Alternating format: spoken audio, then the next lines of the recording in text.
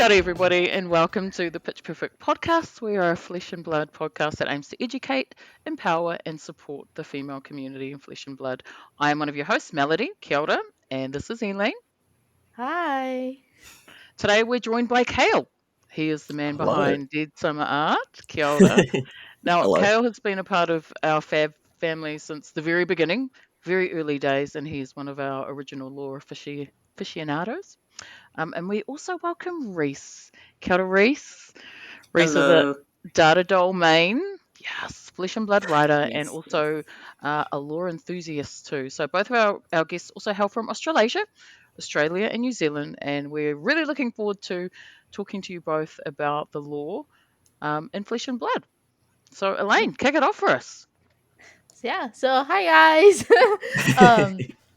Like always, we're just gonna start with a quick icebreaker. So tell us a little bit about yourselves and how you got into Flesh and Blood. Rhys, you can go first. Okay. How I got into Flesh and Blood was as a little store in Wellington, New Zealand called Cerberus Games, and I used to play Yu-Gi-Oh there. Um, a friend of mine actually who doesn't play Fab anymore, he dragged me to Cerberus, and I met Kiki. Kiki's been on the show I think twice now, Yes. and they're very lovely. And basically, I got into the game with my friend. My friend stopped playing, but Kiki and I kept playing together. We used to play morning games and things like that, which is very fun. And I'm as Melody said, I'm a data doll main, so that's what kept me in the game. Interesting. Yeah. Cool. Yep. Mm-hmm. All right. And you've Did you want to continue or did you want me to go? oh, you- No? All right. With me personally, I also work at a game store, Elaine Games here in Western Australia. And essentially one day when I was sitting down at the counter, we had a delivery rock up and I asked my boss, "Oh, did you order this?" And he's like, "No, I didn't order this." And it turns out it was a package from LSS with a handwritten note asking us to try out Flesh and Blood. This was September 2019. So I hadn't released yet, and they gave us 2 IRA welcome decks. Gave it a whirl, loved it, and I begged my boss, please get it in stock, please get it in stock. And he's like, all right, we'll get it in stock, but you have to run all the events. And I've done that ever since. So wow. Yep, that sounds about right. Yep. So if you want something done, you got to do it yourself. So yeah, that's pretty much it for me. So. And have you either of you come from other? So obviously, Reese, you've come from Yu-Gi-Oh. What about you, Kale? Have you come from any other games working in the LGS or? Yeah, I've played Magic the Gathering since I started Magic the Gathering since 2009, back when I was in high school, and sort of fell in and out of it multiple times, and then Flesh and Blood came along, and I was like, yeah, this is the one for me. Yeah, no more Magic. Yeah.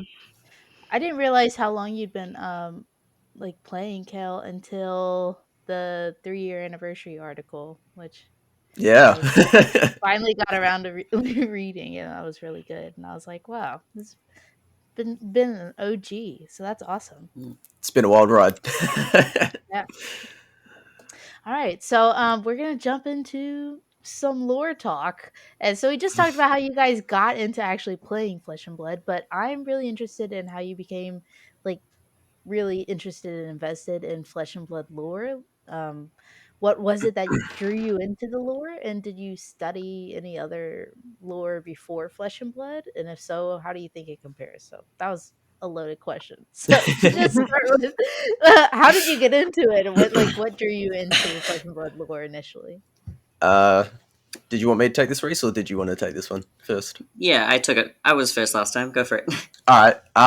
Yeah, so getting into Flesh and Blood lore, that's a pretty hard question. I don't necessarily know why I really gravitated towards it. I mean, I play a lot of D&D and role-playing games, and I had loved a lot of the lore behind that. And I liked a bit of the lore with Magic, but kind of started to fall off of it. Yeah, I don't know, something about it. It was just fresh, and I was getting in on the ground floor, so I felt like with other games like Magic the Gathering, there was just so much established lore for the past 30 years at this point that it was like, how do I learn everything? Like, there's just a bit too much at the moment. And Flesh and Blood, I had access to the lore book from day one, essentially. Yes. So I just started reading that, and I'm like, this just seems like D&D, but in a card game. I'm down for that. So, I was just like, yeah, this is cool. Let's just jump in. So that's why I sort of started getting into the lore of Flesh and Blood. But yeah. And how do you think it compares? Does it compare? Or is it Um, to Magic? I guess it's a lot younger. yeah, it is. I feel like they have a bit more of a clear vision than what Magic the Gathering does, because when Magic started, that didn't really start, at least to my knowledge, Mm. as the creators really planning out the lore alongside the card game. They kind of just made the card game and then were like, okay, we need to make lore to go with it. So, Okay. it's a lot more planned out, a lot more deliberate. Whereas I think Magic has kind of, to an extent, retconned and ignored a lot of things that has happened. It was like, yeah, that was like 25 years ago. This is how it actually happened. So, Mm. a lot more planned out. So, How about Yeah, I yourself, Reese? definitely, yeah, I agree with that. Especially with the comparison to Magic, is that like obviously it's early days, so maybe Fab in 20 years' time might have the same problems, but yeah, with me getting into the lore, it's a lot of the same things in terms of just like tabletop role playing games, loving role playing, that kind of stuff. But for me, I'm an avid reader. I read a lot of books, so the Fab lore was just another way for me to like connect with the characters, to understand where they Mm. came from, and I'm naturally curious like that. So because I wanted to read about these characters that we were playing, and also I like reading books in general, it was just like a normal thing for me to do, I guess. As soon Yeah. as someone told me that all of the lore from the lore book was online, I just went through every page trying to find everything that I could. It's just like the natural progression for you. Like, oh, this exists, so obviously I'm gonna dive right in. I like Yeah, that. and I really hope that they end up like printing some of these stories in like a master book, Oh. like a collection of short stories or something. That's something that I really want them to do, so I could just have it on my shelf as like a yeah, physical book. That'd be really lovely. Yes. Yeah, that'd that'd be be really awesome. cool. Yeah. All right, I'm very curious to know from each of you. This is just my own curiosity. What is your favorite like storyline in the Flesh and Blood lore? Reese, you can go first this time. I there's so many good ones, but I think there's two main ones that I really love, and the first one is, what's it called? It's Journey something, and it was written by Kashan Rayo. It's a really good Mm-hmm. friend of mine. He wrote this lovely story of Lexi and the Aria gang meeting up and having there's that stuff, and then Lexi's little band of adventurers going up to the mountains and finding like this huge forgotten cave, I guess, and it was just really cool. It was really lovingly written, and then I think the second one is my favorite is the Bolton story, Bolton's hero story, because it's the only time we get to see some form of romance, and I Yes. really love romance stories. I don't even know Bolton's Bolton's story. I say I it's don't know really lovely. Bolton's. What is it? It's basically just how he is a faithful husband and he's Oh, raising his son on his own, and like it it's a tells the single story of his dad. wife. He's a single dad, yes. So Yes, the reason why I tragically. love the story is because yeah, tragically, I love the single dad story. But more importantly, he's the only character in Flesh and Blood that's had a canon love interest, and I Oh. think that that's something that I just really loved about his story, because it was really cool to see more about a character in that way, and like his relationships and things like that. I'm gonna have to go. I'm gonna have to go read it. I've only I've read Dorinthia's story because I love Dorinthia, and I've read like Kasai's. Mm, Um, and yeah, those are. I think those are the only two that I've like fully read. The other ones I've just kind of like picked through, and when Flesh and Blood releases like new lore stories, I like to go read them when articles Mm. come out. But yeah. like anything that existed before me, Mm. I'm not very familiar with. I definitely recommend reading things like Visceral's stories, because his is Yes. Yeah, so I've read. entangled with the world. Yeah. Yep, Yeah. definitely. But those are my two favorite, I think, for obviously different reasons. Mm-hmm. And what about you, Yeah. Cal? So just a quick thing. The story you were talking about with Lexi, that's called A Grand Adventure. So. Thank you. That's the one I was looking for. Yeah, Grand Adventure. Oh, I've written it down. It's somewhere in my notes because I read through the questions. I'm like, oh, what is it called again? Yeah. Yeah. But yeah, as you said, Visceral's backstory is by far my favorite. I mean, there's a reason why he's my favorite hero. I just Yeah. love the whole idea of like him having a past and not knowing what it was, and then being robbed of his freedom, and then trying to fight the system that's kind of put him there, and then trying to figure out morality as he goes about it. Like, he just brutally like slaughters anyone that gets in his way, but he's not actually really a bad guy if you kind of break it down. He's just doing what he needs to survive and like figure out what's going on.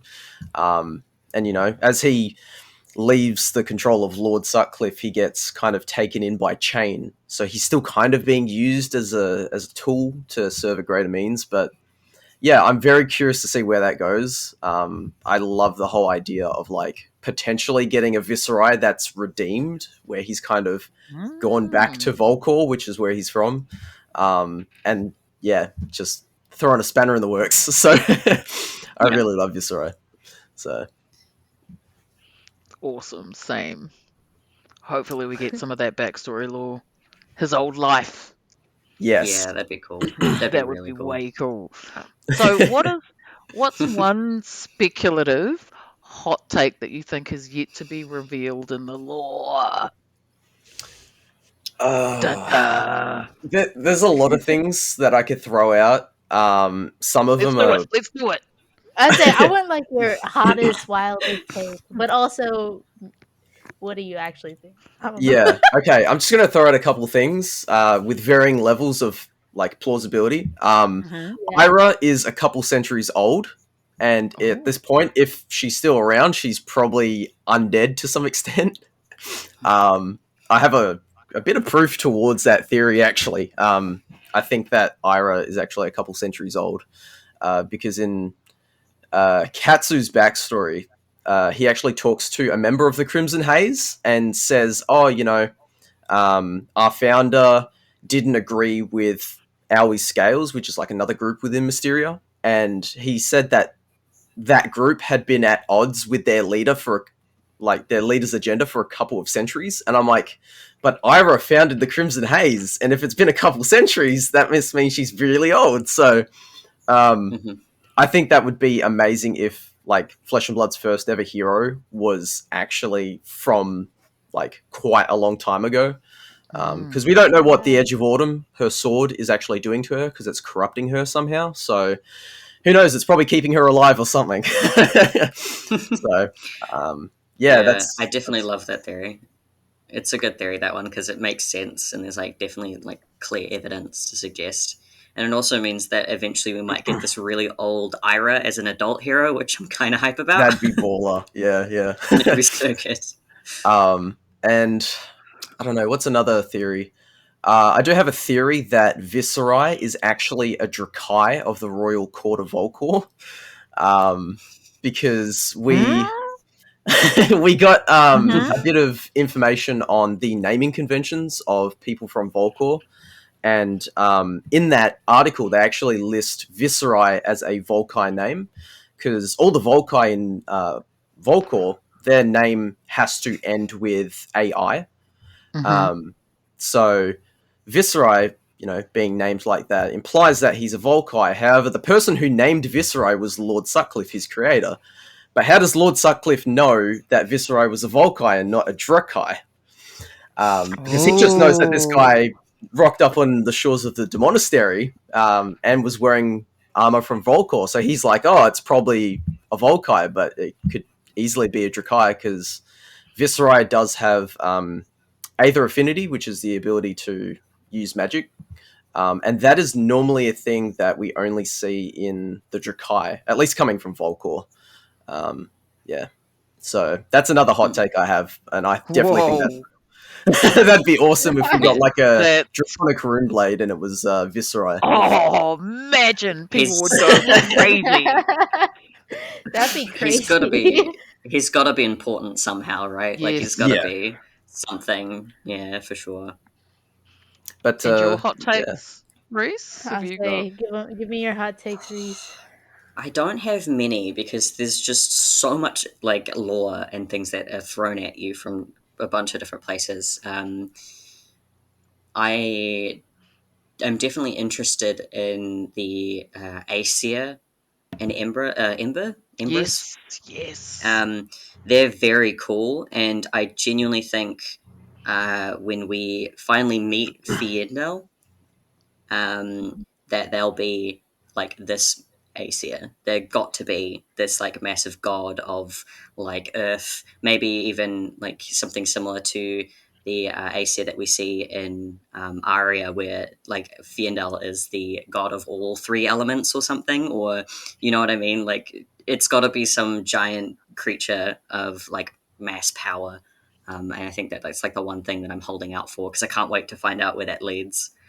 Um, yeah, I Yeah. definitely this think is that's true. yeah, and I think one thing that's not really like a hot take or anything like that. It's just the concept that Dramai and Phi are siblings. Yes.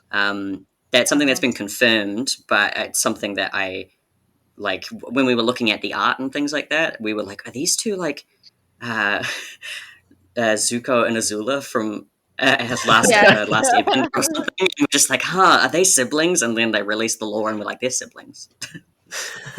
So yeah, it was an interesting little thing that happened. Yeah. This theory Cool. talk is making me so excited. Oh my god. One Yeah. other thing I will chuck in as well, because you did mention the Aesir. Sol, Hmm. the entity that Solanians Mhm. worship as a god, I definitely think is an Aesir as well, and is probably the Yeah. Aesir of light. So I think there's It's actually an got to Oh. be. Aesir for each talent, well, for each region, and each talent is sort of made from the essence of each of these Aesir, because we kind of got that confirmed with Volcor and the Draconic bloodline, because that comes from the myth of an ancient dragon living underneath a volcano, and the emperor is communing with it, and it's been confirmed that it's an Aesir. So, it makes sense that Hmm. all the other regions have their own Aesir, and that's how the people sort of get the power from that region. So, Do you think then that Fiendal could be the Aesir of the Elemental? yeah, definitely, it Yeah, makes the most sense. it I does don't make the know most what sense. I don't know what Ophidia would be, because I feel like Ophidia is kind of some sort of Aesir too, but Yeah, yeah, unsure what Ophidia could be for. So who Oh, knows? I don't whoa. know. Have fun. I'm just like, whoa. Okay. Cool. You Yeah. guys, this is making me want to like stay up all night tonight and just like read all the lore. Just read Mm. all of it. Just There's a print it lot out to in it. A4. Yeah. Bind it up. Yeah. Yeah, Yeah. yeah. So, do you guys think that there are any areas of the overall lore within Flesh and Blood that should really be expanded more upon in the future, or could be maybe Hmm. Hmm. less explored right now? That I guess is that how Alistair's I long like is a piece of hmm. string I kind of question? think the thing I would like to see expanded on the most would be lore for all the existing heroes so far, because a lot of the heroes from supplementary sets like Crucible of War or even Everfest, we have pretty much nothing about. Like, who is Genis? Genis, what you need? We don't know what he does. He's Yes. just a dude that sells things. Like, Yeah. um, yeah, I think the most we got out of any sort of supplementary set character was Kasai, and most of that isn't even on her lore page. It's in a separate article that you have to go find. So, Mm. Yeah. yeah, that's I think what I'd like expanded on the most. So, Yeah, Yeah. I agree with that for sure. Like the Data Doll stuff, I'd like to see where that goes. Because she just seems like a very interesting character, and that's like leads me to wanting to know more about the relationship between Metrix and the Pits as well. We don't have a whole lot of information on that lore. We only hear some of it through both Dash's and Azalea's stories, but we don't get to hear any of like the actual relationship between the two. And I'd love to maybe get a set from those cities, and then like we can see like the kind of the classism that plays with those two cities. mm, definitely. And Dada Doll definitely knows something important. Because she's just watching. She's taking in information from all of Metrix for some reason. So there has to be like some purpose for her existence. I mean, she's Mark II.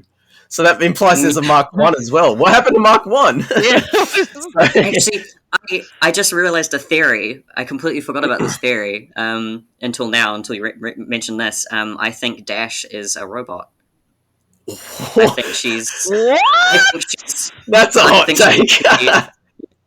I remember this because there's Dada Doll Mark II. I think that she's some sort of biological cyborg type thing. That's Dada Doll Mark 1. That's my hot take. I completely forgot about that hot take. Sorry to completely That's a hot derail. one. That is right off the grills. That's a hot take. You know, like, well, maybe you guys don't. I don't know. Here, like in a Mexican restaurant, when they bring out the fajitas, and it's like sizzling. It's hot. so hot. That's hot. It's that level of heat. Yeah, sorry. I just had to get that out because I remembered it. Damn, that's. I'm trying to think. I'm like trying to think in my head like all the things that could line up with that theory. She says that like there's parts of it that she prefers to work on her machinery and things like that, and she prefers that like that side of things. She's an inventor. She prefers like interacting with machines more than people, and it's just Yeah, that's what made me think of the theory. I'm trying to remember her backstory. Even if it's not written confirmed, it definitely seems like Dada Doll was made by Teklo, because if you actually look in the artwork for Teklo Vassen's workshop, it actually has like some Dada Doll's head like on the table. Whether or not it's the current Dada Doll, I don't know, but yeah, or if it's like a previous, yeah, definitely. So Yeah. I like that. But, a lot to think about. Yeah. I agree with the opinion that like some of the supplemental set heroes should have their lores expanded on. Like when I got into the game, I was immediately attached to Dorinthia, which is what made me go read like her story. And then I started playing Starvo, and I was like, okay, this is Bravo, now Starvo. So like, how did he go from Bravo to Starvo, and now he's suddenly like a triple elemental? Like, what happened to him? And I like went to the website, and it was like nothing was there, and I was like, whatever. I mean, maybe it's come out by now. And so then I got into Kasai, and I went and read Kasai's story. But yeah, I think that once I start playing a hero, I like to go like read about them. So I was very disappointed to find out that I have no clue how he went from Bravo to Starvo. But Yeah, I definitely think that's part of the appeal of Flesh and Blood as well. Just like a lot of video games, especially nowadays, where when you like you have to pick a person to play and they have their own story, and a lot of people like to attach themselves to that. That's how I like to attach myself to Visceral. Rhys likes to attach themselves to Dada Doll. So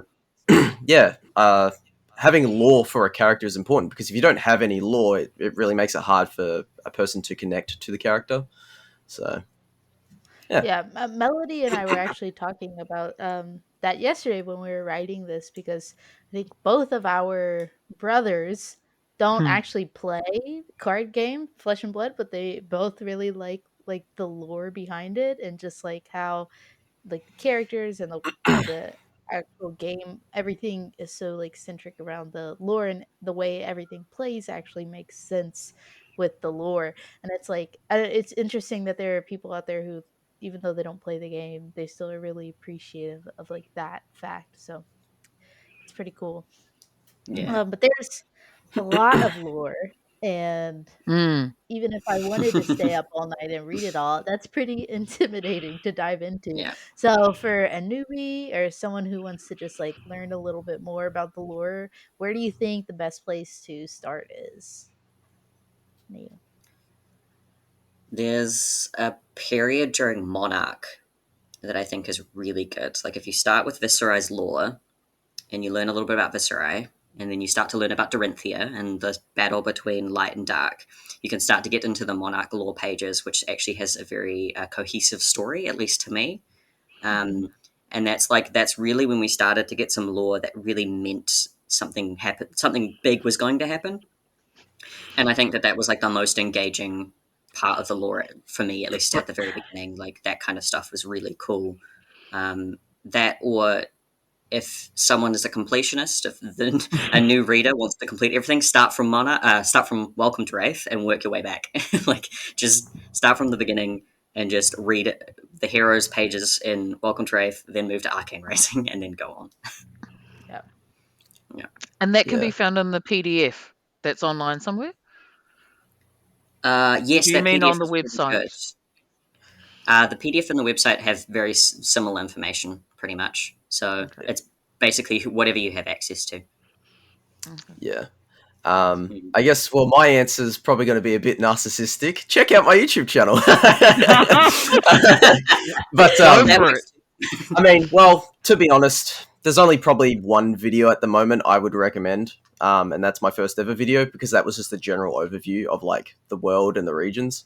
I will be sort of remastering that very soon. But yeah, I guess as Rhys said, the Monarch storyline is pretty much the first arc of story that we have. So that's definitely the best place to start and to find that information. Just the website, really. I know the official Flesh and Blood Discord. There's a lore channel, and we've got a pinned comment in there that has a list of all the story articles because you can't actually go to a section and just find them without knowing what they're called. You have to kind of search it. So anyone who's looking to read stuff in order, check out the Fab Discord in the lore channel because everything listed there has dates attached to it as well, so you know which one to start with first. So yeah, that's where I'd recommend people to look at the moment. But yeah, until they start bringing out books. So Oh, books would be Yeah. incredible. Good to know. yes, we It's need all I books. want. I just want books. With beautiful illustrations. Oh, Yes. Oh, and the book covers would look stunning. Oh my yes. god. Yes. So good. Well, we're We going to can move on dream. to some PvE speculation, more speculation. So we know that we're getting PvE in Flesh and Blood. We don't quite know what the details are from LSS yet, although James kind of did talk about it. So let's dig in there. Now, for argument's sake, let's just say PvE is modelled after D&D, like a role player format. James has definitely talked about that. He didn't say it was going to be D&D-esque, but could be. So from a creativity perspective, how do you think the lore we currently have access to will shape and inspire the gameplay? Um, It's a that's good one pretty for you to tough. start with, Carl, because you're like a D&D fanatic. Your entire background is all D&D. Yeah. I I think that there's two ways they could go about it. They could sort of let you play out maybe past events that have happened in the lore with current heroes, or they can kind of let you create your own. Mm, It's hard to tell how they want to go about it because they could simply just have PvE as something that's just more casual, and it could just be almost like a dungeon crawler where you're just sort of fighting bosses and mobs as you go along. Um, but yeah, I definitely think that like key events from the lore they could sort of have almost like scenario packs or something that you could do where it's like this is the War of the Monarchs pack, this is the Uprising pack, where you can like sort of fight battles leading up to like a big boss or something. mm, I definitely think that's the most likely way they could go about it, but I mean, who knows? They've got a lot of sort of ideas in the woodworks for PVE, and they've been sitting on PVE for a while now. They've had it mm. since. Oh, I think they did like a preview, like secret test event back in 2020, I think, if I remember Did correctly, at one they? of the callings. Yeah, Yeah, it did. yeah. Yeah, It so was I think, yeah, that's they did a beat up the car thing. It was like I think it's a Street Fighter reference. I can't quite remember. And they were Okay. basically it's like a PvE thing where like you had to do a certain amount of damage in a certain amount of turns. And if you killed the car, because it's like this beat up car basically, you had to destroy it. You would basically get a prize. So that was like something like a PvP related thing they'd already done. So I wouldn't be surprised if it's something like that, where you've got this boss that you have to defeat, do as much damage as you can in a certain amount of time. Were you So, yeah, there, Reese? that was it. I was there. I was there for that. Oh, Is everything A okay? bunch of stuff just fell off my shelf. That serves me right for getting my stuff. I believe the thing that they gave out for the event was a cold foil energy It's potion. really blurry. Can't yes, see yes, it. they did. It's probably No. very blurry because my webcam's pretty bad, but Oh. A Yeah, cold foil energy potion. yeah. Mm. So I think that's what they gave out for the event. Yeah. Man, I am I- so excited for PvE. I definitely would love for it to be more of a D&D type PvE, where you've got like a dungeon master who controls all the monsters, and then you get to play as these like flesh and blood inspired heroes, and you get to make them yourselves, or even just playing as the heroes that already exist in the universe. I think that would be Yeah. so fun. Yeah, And also, definitely. the world is massive. Have you played any like Arkham Horror before? Are you familiar with that? Yes. I'm familiar I with it. love I Arkham haven't played it. Horror. It's Yeah, I'm such a kind good of. game. I love the Arkham Horror game, so like, I mean, I like D&D too, so I'd be really happy. I think with the game being similar to either of those, but Mm, I'm curious to see like I don't know like with D&D they you can make your own campaign. You don't have to like follow whatever campaigns are official. So I'm kind of like Arkham Horror is not really like that. You can't do that with Arkham Horror, as far as I know. Uh, but mm, so I'm kind of curious to see like which way it goes. If you'll be able to like make your own campaigns, or mm. if you'll have to like use whatever Out of the campaigns box. they make, yeah, out of the Yeah, box. if it's either if it's like modular, or you get free creative Mm. reign Yeah, over what you exactly. do and how you run the game. Yeah, for sure. Yeah. What would be your guys' preference? So yours would be D&D, wouldn't it, Reese? Style, I PvE actually style. think it would work better as an Arkham Horror style game, because Yeah. you've already got like Arkham Horror has like locations, but there's already pre-existing locations that are there, which would be great on like cards, because that's how Arkham Horror works. Is you've got everything on cards, and I think it would look Mhm. and it would feel more like Flesh and Blood because everything is card based. Mm. And then the heroes would have abilities that you could use like normal Flesh and Blood. Maybe they're even the same abilities on the heroes that we already have. I just feel like it would translate a lot better from being like a card game to this different system with Arkham Horror. Yeah, in Arkham Horror too, you like you buy it, you play it. It's like I there's no like create like you can't go make your own campaign, right? Because it's all on the Yeah, cards. It's how you play. But then also depend like the scenarios of how it's never the same game every time you play, because you play with yeah, different people. You can play as a different character than you did last time. So like it's always a new experience, even though you're playing the same campaign yeah, essentially from the same box. It always still feels like a new experience. So even though there's no like creative design that the players have really over the actual campaign that's taking place, it's still always fun. So I'd be yeah, happy with either of them, but yeah. Yeah, it definitely yeah, for seems sure. more geared towards. It seems like they want PvE to be more geared towards just casual sort of pick up and play. So I Yeah. think having it where you have to create your own story might be a bit too much. So Mm. yeah, Yeah, definitely think like a it'd be scenario cool. pack where it's like, okay, you got to fight, these couple enemies and then this big boss. I definitely think that's Yeah. the way they're going to go about it. So Yeah, for sure. Cool. Oh my god. Have they got to give it a release date? Was it supposed to be December? Why do I have December in my head? I I I think No? they don't said like know. next year. Oh, okay. It might have been 2023. I'm not sure I though. think it was 2023 or 2024. I think 2023 is what James said at the Yeah, calling. I think No, Pro Tour Yeah, New Jersey. Pro Tour New Jersey, I think he Okay. said like 2023. I don't know if that's the beginning or the end. Mm. But Something to look we'll forward find to. out.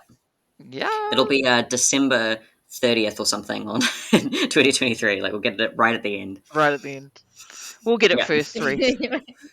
Yeah, Yes, we the will. last. We will Yes, get we it will. first. And then Kale next and Elaine last. Sorry, Elaine. Yeah. Sorry about that. Sorry, people in the US. We Yeah, apologize for being New Zealanders. it's one advantage. One advantage we have. The one. Yep. Yes. So I don't know if we need to like talk about the next question, really, Elaine. Maybe. We can. Sure. Yeah. Oh, so the question is, what areas do you think Alexis could explore more to make for a more exciting or immersive PvE format? We kind of did, but We do you have kind of any more did. thoughts? Yeah. Um, I don't know if you want to go first, Reese, or if you want me to take it. I kind of have an answer. Ooh. You go for it. I'm still thinking. Sure. I really want them to expand. I mean, this is just in lore in general on Eorathiel, which is like the Oh, yes. shadowy reflection of Wraith. That would Okay. be amazing for like a PvE experience where like all your characters just go through the portal and suddenly you're in this crazy world where all these like demons and beasts are. And other than that, I would like to know what else is in the world of Flesh and Blood other than the continent of Wraith, because Wraith just seems like a continent, not the Mm. actual full world itself. So Whoa. yeah, I want to know what else is out there, you know, distant Mm, lands, and even just what's to the west of Wraith, because the map cuts off part of the west side, so we don't know what else is over there. mm. But yeah, you know, it'd be sick to Yeah. have some sort of, you know, PVE thing with that, exploring uncharted realms almost. So Cool. Yeah. I definitely agree with that. I think that like I can't pronounce the dimension. I'm going to call it the dark dimension. that Mm. works. Yeah. it yeah, and so the Livia's story, you get to hear about the beasts and the monsters that she fights, and I think Sam Yang did some great art of some of the monsters that she fights, and I feel like that could be really cool to bring that up and to see those creatures from not only the demonastery but also in that dark dimension. You could fight in PvE because there's so many cool monsters that we don't get to see even in the card art that are described, and it'd just be cool to Mm. see them. For sure. Yeah. Yeah. All right, we are gonna move on. Talk a little bit about diversity in Flesh and Blood lore. Melody and I have had literally tons of conversations about this before, because Flesh and Blood has like literally fantastic representation in their game for women. I actually counted yesterday just out of curiosity when we are writing this episode and discovered that there's 14 female heroes in the game and 14 male heroes, which that I just thought that was really cool. It's probably won't always be that way and it doesn't have to, but I I was like, I wonder how many, and then I was like, well, I wasn't expecting that. Mm, Like even the dragons have gender, but LSS does a really great job creating lore around these female heroes to make them really strong and empowered, just like great role models and women. So let's talk yeah. about it. Just do you have any initial thoughts on the diversity in Flesh and Blood lore? Have you ever thought about it before? Yeah. Had a lot of conversations about this as well, where like uh it's beyond gender as well. It's race Yeah. as well, you know, Mhm. like there's people of color in the universe and that's really good, and I think we should probably push that a little bit more because there's a lot of white people in the universe, but that's okay. um but like I think when it comes to gender diversity, for sure, I'm really proud of like what Alexis has done with these characters, because like no point are any of the like woman characters damsels in distress. None of them are Yeah. Yeah. stereotypes at any point, and They're that's not something that I really love sexualized. about it. Exactly, they're not sexualized. You do get to see Briar's thighs, but we're not going to talk about that. Just- no, I just think that like Briar is one of my favorite characters because she is this like really hardy character, and um, she's different from everybody else, and that she's like a thorn in the rose bush type character. Hmm. But then you've got Shiana, who's this really elegant spy almost, and she like all of the characters just really powerful in their own thing, which is cool. Yeah.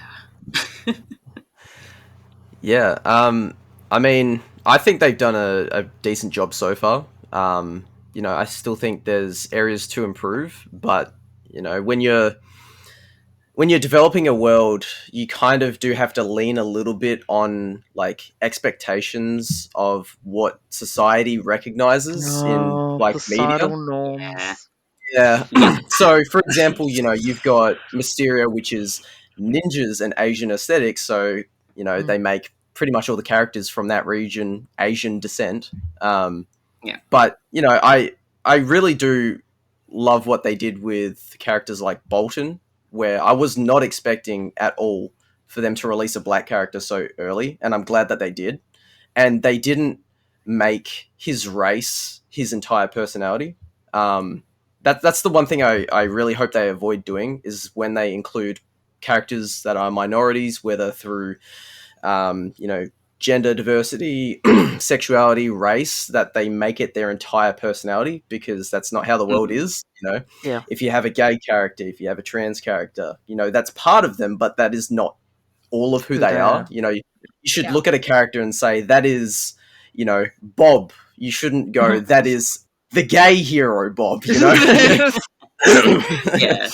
So With that, I definitely, yeah, I agree with that. But I also, like, on the other side of that coin, I definitely think it's important to represent your characters and look at like the wider community and things like that. And I Mhm. think that although sexuality in these characters is something that is a gray area, like, they could be gay, they could be bi, we don't know, it doesn't matter. I do think it's important at some point to recognize that maybe some of these characters are gay or some of the characters are trans, because that's like, that's just on diversity. Like, they've already got the things that you can see on a person, whether they're a woman or a man or whatever. But there's those hidden things that are still really important to diversity that I hope one day they do actually start to step into a little bit. It's risky for a business to do, but it's something that I hope that they do start to push. yeah, Yeah, I mean, for it's sure. just really cool. Like representation's important, right? It's Mm. really exciting to just see. Like, I get really excited when I see women at the top tables and like women casting. Yes. Yeah. It's just like really cool to see people that you can relate to, and people that you feel some sort of connection with, like on that level, succeeding, doing well. And Yeah. even like how we were talking about, this game is very just geared towards, and because of the lore, like finding everyone can find a character that they can relate to. Mm. And so Yeah. I think that's just kind of like another aspect of it, right? Mm. Yeah, for sure. Yeah. With the like sexuality side as well, I really hope that when that comes into play, that's done sort of naturally and fostered. Because I know, for example, one of the things that really annoyed me with Magic was they had two characters, Nissa and Chandra, and throughout a lot of the story, they were sort of naturally progressing towards having some sort of romantic relationship. And then for some reason, God knows why, a book was released where they completely retconned that, and they said Chandra has never been into women, only men, big burly men. And it's like, you're just trampling over something that was so beautiful and just naturally came about just for Mm. some Yeah. Yeah. agenda. Yeah, Yeah, it it's was it's very amazing. it's very hard for a business to like properly integrate these diverse like people into their game. But I think LSS is going to do a fantastic job from what I've seen so far. But it's very Yeah. easy to go too far one way or the other. You need to find like a good middle ground where it's prevalent and relevant, but it isn't like the defining feature of characters. It's just a part of their story. Yeah. Hmm. God, this is so interesting. So we kind of talked about it, and I'm like, from a female perspective, like a lot of girls grew up with skinny, white, blonde Barbie dolls, maybe the horrible, sorry if you like them, Bratz dolls. I didn't like Bratz dolls. And I I remember, was not allowed to play with them, yeah, not so the horrible things, but No. I remember I always wanted like a brown doll, like a brown Barbie doll, or one that Yeah. looked like me, even maybe a little curvy one, or one that had like brown curly hair. No, never got that. Um, Yeah. and we've been talking about it, right? Like a relatable character engenders a lot of things: connection, sense of belonging, acceptance. And how important do you think it is to include diversity in the characters and lore, and why? I'll let Rhys take this if you want. I mean, yeah.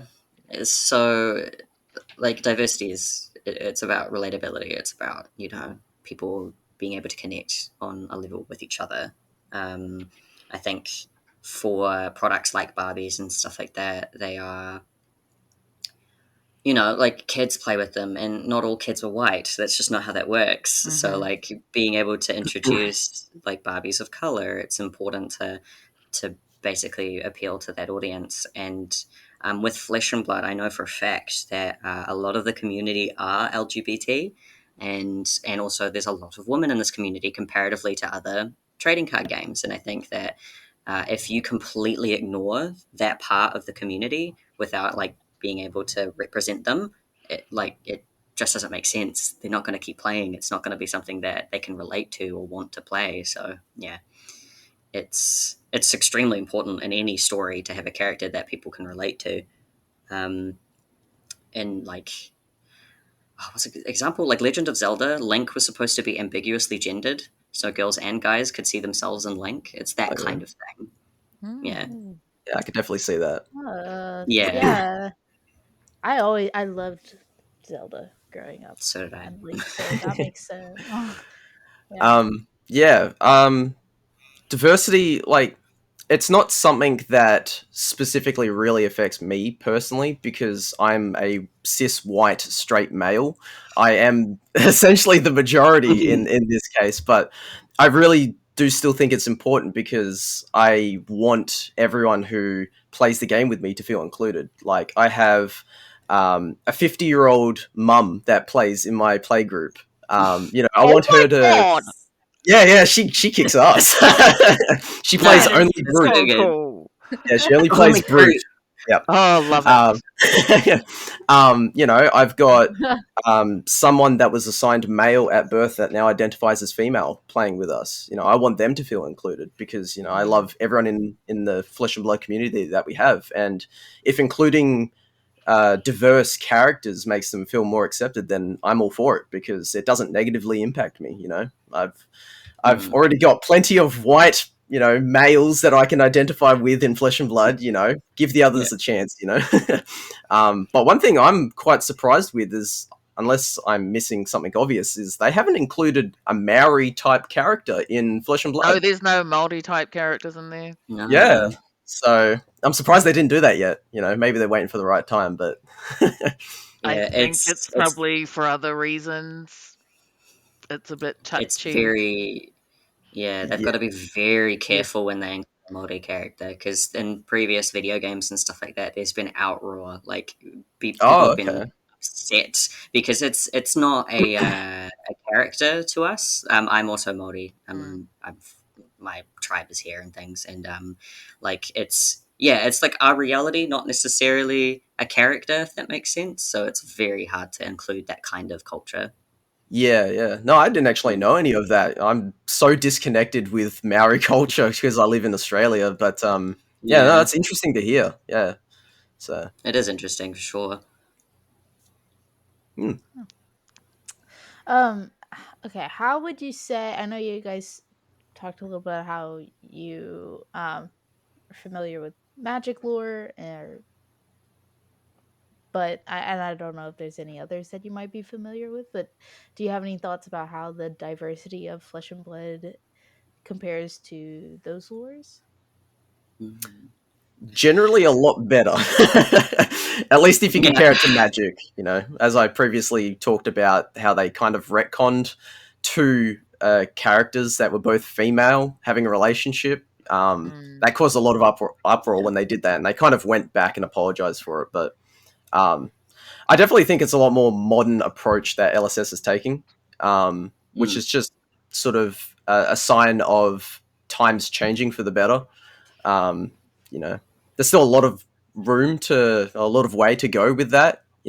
Every time I think that we've taken big steps forward, I look at Facebook comments and I realize that we haven't actually come too far. But never look at the comments. Yeah, never look at the comments. Never look at the comments. Facebook. No. Yeah, Nope. But no, they've definitely made like more progressive strides. So I'm very happy with that, and I'd love to see them continue for sure. Yeah. I think coming from like D&D and Yu-Gi-Oh and stuff like that. Obviously, Yu-Gi-Oh is a kids show, so there's not really that much lore there. That's kind of that interesting. It's not high fantasy; it's very different. But and then with D&D, like D&D has always had its problems with uh, racial issues, where they don't really take certain topics very lightly. They kind of just appropriate some things they have done in the past. They've obviously apologized for that kind of thing as well. And D&D is also a an IP of Wizards Wizards of of the the Coast. Coast, who make Magic the Gathering. So it's very much a similar problem with the company being 30 years old now, in that they have brought their IPs from a time that was very different. So obviously they need to like really keep up, basically, and change. And that's why like Flesh and Blood being made in the modern day is like that's why it's done very well for itself. For sure. Yeah, I mean, I'm excited to see where LSS goes, like with the lore in the future, and I'm sure that they're going to expand, just keep expanding upon it, make it more diverse. Everything that they do in this game and for this game has always just been so like eloquent, I guess. Just really Mm. thought out, and Mm. I respect them a lot for that. So, um, I think we need to move on to listener questions Yes, we now. do. Let's do a listener All right, question. go ahead. All right, what have we got? Who is the first question for? Anybody? Yeah, I mean, well, the first We kind question, of covered that this one. yeah, we kind of Sorry, we're covered just that. Big reading them from now. Big Fleet. Um, We From ramble. Big It's Fleet. fine. Yeah. Yeah, I mean, Big Fleet asked why you study Flesh and Blood lore, and if you feel like anything is missing from the lore, which I think we kind of answered. mm, So we're just gonna move on to Yeah, the I think we next answered that. question, Yep. which comes from Unplaya Able, and they say this one is for you, Kale, specifically. Your lore videos give me chills. Would you consider doing an official lore series for FabTCG if James White and LSS were to hire you? Which hero would you want to focus on first, and would it be a young or adult version of them? So, that's a silly um, question. No, I yeah, would never no, want to work for well, I just LSPCG. no, asked a horrible, silly no, question. no. I would love to. I mean, I'm definitely available. Hint, hint, wink, wink, James. But yeah, what was the second part of the question? What hero? Yeah, what hero would you want to start with, and would you want to start with the young or adult version of them? Young Visceral for sure. I mean, as I've already Okay. said, I love Visceral, so I just want to really dive into that because pretty much all but one of my spoiler cards I've been given as well have been relating to Lord Sutcliffe, who was very tied into Visceral. So I've already got a lot of Mm. knowledge in that area. So I really want to see that storyline sort of through to the end. So yeah, I'd definitely make videos for LSS if they give me a call. You know, Yeah, it's available. so That'd be awesome. All right, Yeah. and our next question But is for you, Reese. It's from Adam, Moonside Man. This must be from our Pitch Perfect Discord, yeah? Yep, Yep. that one's from Discord. Um, he asked, what motivated you to decode the languages of flesh and blood? Was this something you've done before in other projects? Yeah, yeah, I so ages ago, way back when Dorinthia's art was like first released and things like that, and we got to see in the background there's the Solana alphabet on one of the pillars. Kiki and another customer at Cerberus had decoded it already, Oh, and wow. then that I'm like, yeah.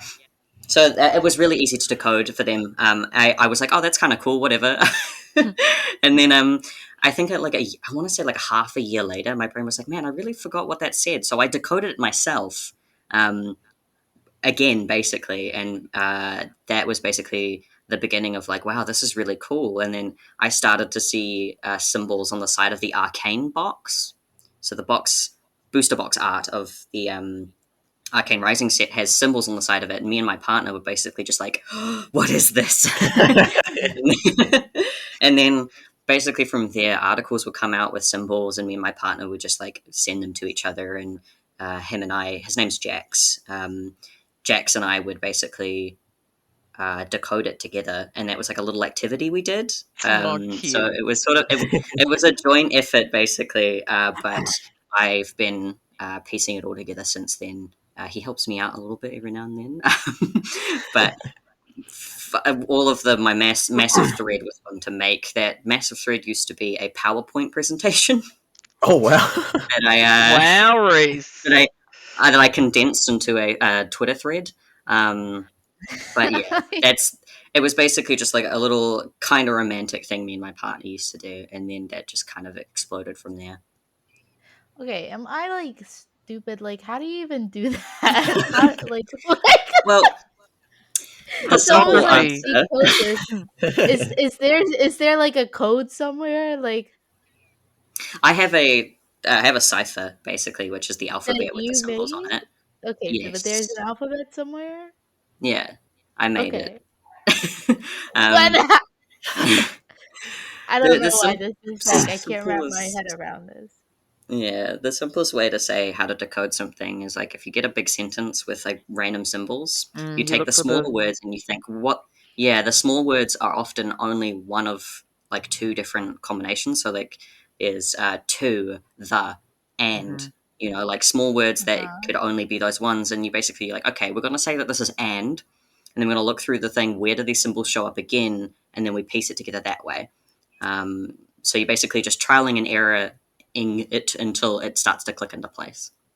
All right, Yeah. There you that's go, really cool. Elaine. Yeah. It's I don't know that I maybe I could do it, but mm, not alone. Yeah, That I does sound gave yeah, up pretty on I had trying to help. do that. I'm Yeah. like, I'll it's let just like Reese do so it. yeah, so I had impressive. help. Yeah, like shout out to Kiki way back in the day, like introducing me to the concept of it in the first place. And then to Jax, who was like, "I want to do this," and like, "This looks like fun. Let's do it." So yeah, that's what happened. Speaking of Kiki, our last listener question comes from them. They said, "Reese, why are you my favorite?" I don't know, am Oh, I charming or just really lovely? Who knows? there you It's go, alright, Kiki. You're my Kiki. favorite too. There you go, Kiki. Kiki's my favorite as well. Kiki is I love seeing awesome. Kiki pop up on my Kiki timeline is on great. Twitter. Always, always. Kiki love every episode. All right. Yeah. Okay, Melody, All right, we're going to wrap things wrap us up. up. So, we have one more question that we'd like to ask our guests. And the question is, are there any other topics or content that you'd like to see in the future on Pitch Perfect Pod? Ooh. I got an answer for that if you want me to go first. Yep. As someone who is a ally to the Pride community, how can I better accommodate people of the Pride community? Is there anything in particular that Pride allies can do that helps make the environment more comfortable for people in the community? Things like that. I'm always trying to learn more about the Pride community and Mm, grow as a person. So Yeah. We could definitely get some Absolutely. people on that are a part of the community to talk about that. We have an yeah, episode with Kiki. I think that was episode 2. It was episode 2. I think that was that's episode right. 2. We talked a little bit about that, but we can Mm. definitely cover it Mm, some more. Definitely think like, I hate to say it, but the straight white males are the majority of this community, and then there's, yeah. women, people of color, and, LGBTQ people. We're sort of here trying to get our voices heard and to be in the forefront of the community and content creation. I think that that's like a really good topic you could start to really bring out. Yeah. Mm. Thank you. Well, thank you both so much for being on our show today. It's been a huge pleasure to have you on. Awesome to No meet you, worries. Kale. I've met Reese Nice in to the meet flesh before. Yeah, Um, I haven't met any of you. you haven't I actually, want to. Elaine. I'd love to go overseas to the US events just to meet you and all the other US players. It'd be so Oh fun. no, we Actually, need to have an event here in New Zealand. We I need said like I'd like to come to you guys. it's true. It's true. Pro Tour Just next World. I don't know. That'll be amazing. Everyone descend upon New Fantastic. Zealand. Yes. something as long as I have enough notice to save my money. So, Yes. Yes. but So yeah. this is where we give you an opportunity to plug yourselves. So let everybody know where they can find you on socials. If you've got Twitter, if you've got YouTube, if you've got, I don't know, TikTok, throw it out there. And we'll also put the links in the show on YouTube. Yep. Cool. Rhys, did you want to go first? Sure. I'm basically like on Twitter. I'm Pieces Reese's or Reese Robin. I've also got a Twitch which I stream on once in a blue moon. It's also Reese Robin. But yeah, basically everything. I'm on everything, so if you want to find me, just Reese Robin. That's basically it. Thank you. And Kale. Um, Yeah, for me, Dead Summer Art on pretty much everything. YouTube, Twitter, Facebook, even TikTok account. I've posted a couple times. I've just made a Twitch channel. I'm going to be doing some live streams soon of some gameplay, lore brainstorming sessions. I don't know, Cool. something like that. Nice. So yeah, Sounds Dead Summer fun. Art everywhere. Thank you. Nice. Awesome. Awesome. Well, thank you guys for joining us this week. This was fun. I Yes. loved talking Mm, about the lore. It made me very excited just for the future of Flesh and Blood yes. and very grateful. Again, every time I talk about Flesh and Blood analysis, I just feel grateful to be in this community, and you guys make the community great. So, thanks for coming on, talking to us today. Hmm. No worries. All Thanks. It right. was Until really next fun. time. Thank you. See Bye. ya. Thank you, dear. Bye. Bye.